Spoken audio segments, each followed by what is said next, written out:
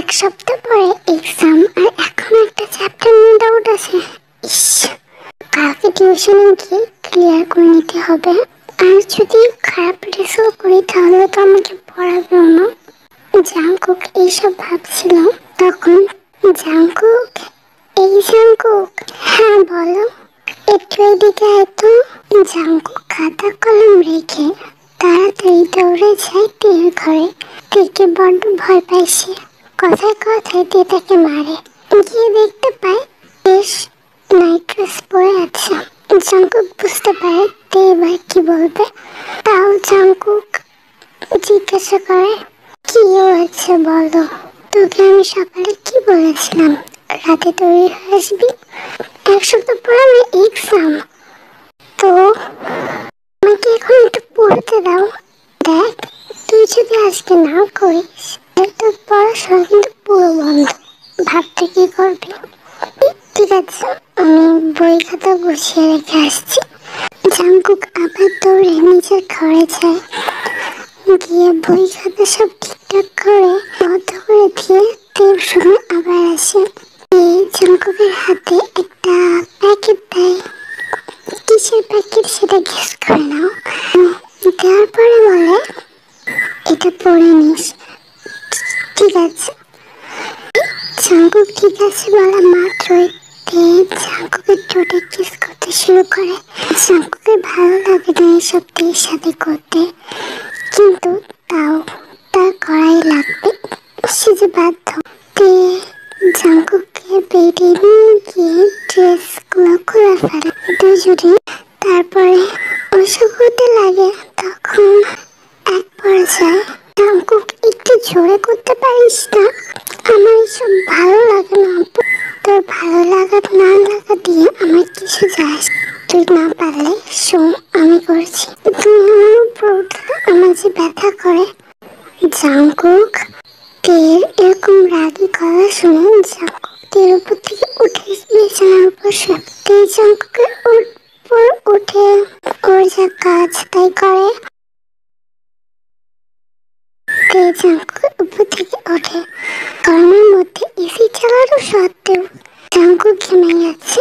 আর খুব কষ্ট হচ্ছে, হাঁপাচ্ছে। কেউ ওদিকে হাঁপাচ্ছে, কিন্তু তের ভালো লাগার হাঁপানি আর জাংকুকের খারাপ। জাংকুক এসব বোঝে না যে এইসব কাজের মধ্যে হয় না হয়। ও জানে যে যদি এসব তের সাথে না করে তাহলে তে ওর পড়াশোনা সব বন্ধ করে দেবে।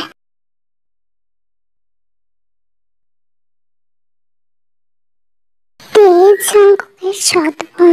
তের যখন 8 বছর তখন তের মা মারা যায়।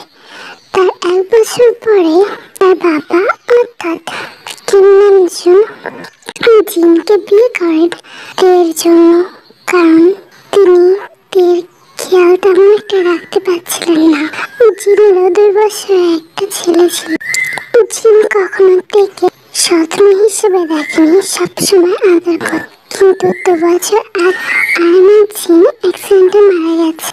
জিন মারা যাওয়ার আগে তেকে বলেছিল জাংকুকের যেন খেয়াল রাখে। সে যখন স্বাবলম্বী হবে তখন তার সাথে সম্পর্ক ভেঙে দিতে পারে, কিন্তু যতদিন সে ছোট আছে ততদিন যেন তার খেয়াল রাখে। কেউ জিনকে বড্ড ভালোবাসে, তাই কথা দিয়েছিল। সেই জন্য জাংকুককে রেখেছে। তাই শুরু থেকে জাংকুককে তেমন একটা পছন্দ করতো না। বাচ্চাদের কান্না তার একটু ভালো লাগতো না। আর তার উপরে জাংকুকের বাচ্চা বাচ্চা স্বভাব একটু পছন্দ ছিল না তার। আর এখনো জাংকুকের স্বভাবগুলো তার ভালো লাগে না। বড় হয়েছে, জাংকুকের এখন 19 বছর। সে এইসবের কিছুই যেন বলছে না।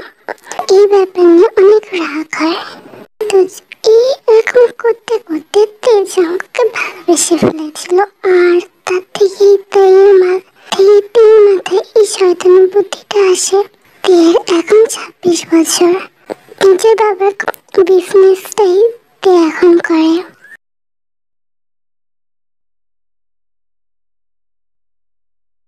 আমি এখন নিজের ঘরে যাই।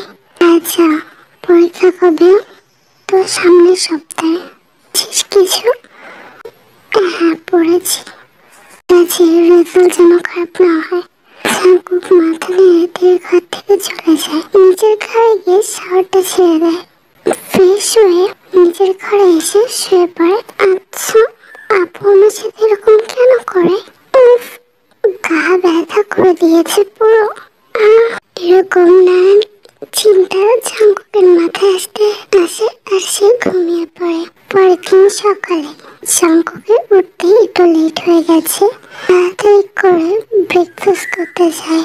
বসে আছে। হ্যাঁ বিকালে। পরীক্ষা কদিন হবে? এই তো 1 সপ্তাহ মতো হবে। ঠিক আছে, প্রিপারেশন নিয়েছিস? হ্যাঁ, রেজাল্ট যেন ভালো হয়। জাঙ্কুক মাথা নাড়ে। কি রান্না করেছো? এখন কিছু রান্না করিনি। 8টা বাজে। 8টা বাজে না? এখন দেখ অনেক বাড়িতে কেউ তো ঘুম থেকে ওঠেনি। আমি উঠে রান্না করছি। কিন্তু আজকে তোর রান্না করার কথা ছিল। তুমি যে বললে পরীক্ষার সময় রান্না করা লাগবে না, তুমি সব দিন করবে তাই। ঠিক আছে বুঝেছি। কি খাবি বল? বানানা মিল্ক শেক দাও না। প্রত্যেক দিনে কুচু গিলবি তাই না? জাঙ্কুক আর কোনো কথা বলে না, মন খারাপ করে বসে থাকে। আসলে তেজ জাঙ্কুককে প্রায় মারে। সেই ছোট জাঙ্কুকের একটু ভয় তৈরি হয়ে গেছে। তেজ মুখের উপর তেমন একটা কথা বলতে সাহস পায় না।